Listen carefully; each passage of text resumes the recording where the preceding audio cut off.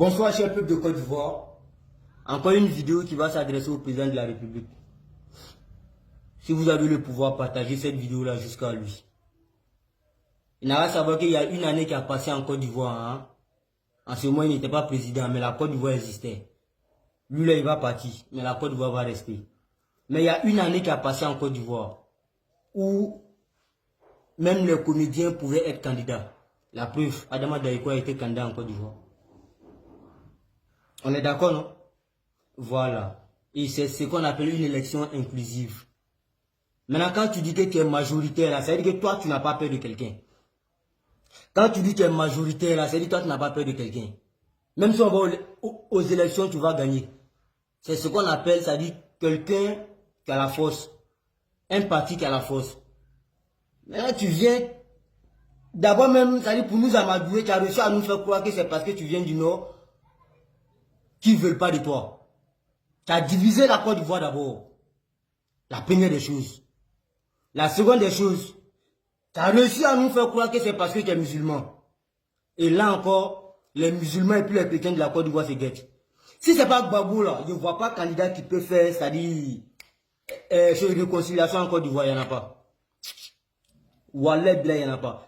Je dis ça pourquoi? Parce qu'au temps de Gbagbo, tout ça là, il n'y en avait pas. On se comprend très bien, non? Tu as réussi à nous faire croire encore que toi, c'est parce que tu viens du Nord qu'on ne t'aime pas. C'est parce que tu es un petit doula qu'on ne t'aime pas. En un mot, tu es venu en et puis tu as mis la Côte d'Ivoire en bafou. Tu as mis tout le monde en bafou. Les morts sont prêts, quoi. Ils ont envie de se dévorer un coup de poing. À cause de toi.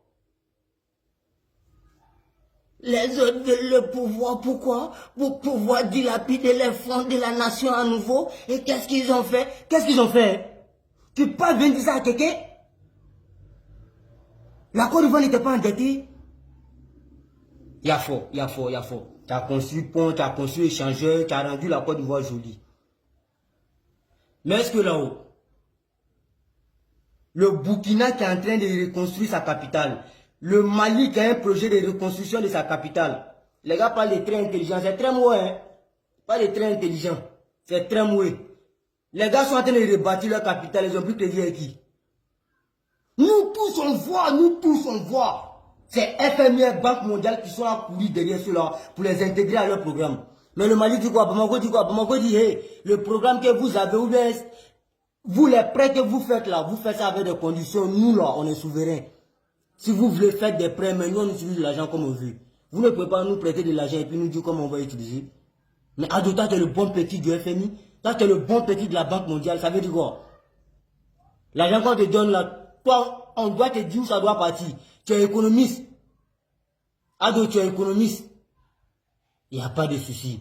Regarde, on va venir toi petit à petit. C'est-à-dire les Ivoiriens ont parlé jusqu'à... Maintenant, là où c'est arrivé là, c'est Amnesty International maintenant qui est en train de parler sur Ado. Il y a une vidéo pour vous. La vidéo, là, on va suivre ça ensemble. Vous allez voir que c'est quelque chose de sérieux. Papa, le monde est en train de changer. On va changer avec le monde.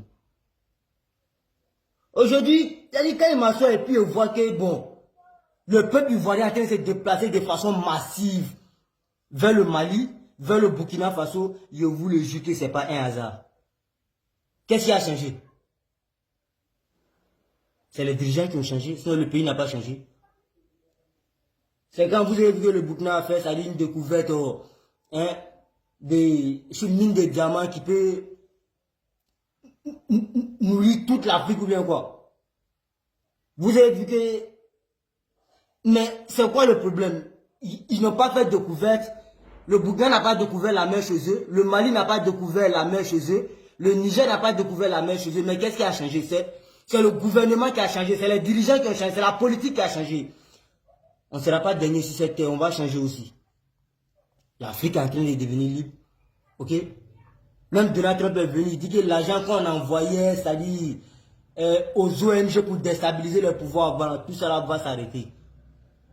Et ils vont plus, c'est-à-dire, leur pays va plus servir, c'est-à-dire, des caisses pour déstabiliser les autres pays. Ça, c'est fini. Tout le monde est en train de réclamer la liberté et la souveraineté. Tout le monde veut vivre aux dépens de ce qui au dépend de ses moyens. Tout le monde veut vivre en fonction de ce que Dieu lui a donné. Et en Côte d'Ivoire, c'est la même chose. On veut vivre au dépend de ce que Dieu nous a donné. On veut vivre au dépend de ce qui est sous notre sous-sol. Mais ça va où, Ado? Ça va où? Ça va où? Le peuple ivoirien sort massivement. Pourquoi? Le peuple ivoirien sort massivement là. Ils vont où? Ils sortent pourquoi? Tu as échoué, papa.